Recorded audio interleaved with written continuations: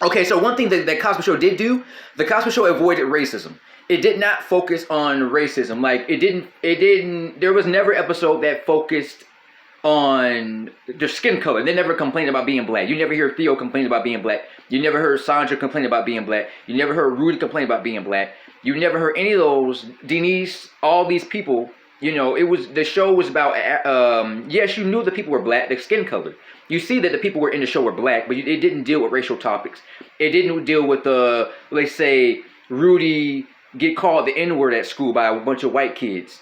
It never dealt with that. Or it never dealt with Theo being bullied by a bunch of white kids because of his skin color.